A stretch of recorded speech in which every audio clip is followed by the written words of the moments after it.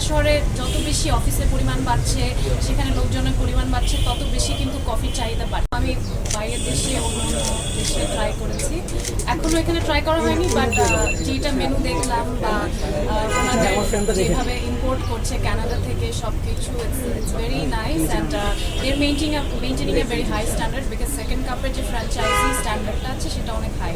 So সেটা ওদের maintain করে এখানে অপারেশন করতে হলে ডেফিনেটলি ওই স্ট্যান্ডার্ডটা মেনটেন করতে হবে। সো আমাদের আসলে ঢাকা শহরে যত বেশি অফিসের পরিমাণ বাড়ছে, সেখানে লোকজনের পরিমাণ বাড়ছে, তত বেশি কিন্তু কফির চাহিদা বাড়ছে। তো সেই চাহিদার সাথেই সম্পৃক্ততা রেখে সেটার একটা নতুন ধরনের লাক্সারি কফির উদ্বোধন হয়েছে এবং এটা গুলশানের মতো জায়গায় আমার মনে হচ্ছে যে যারা actually authentic coffee lover they're gonna come and love it. আপু, তাদের কোনো ভ্যারাইটিস টেস্ট করা হয়েছে কি?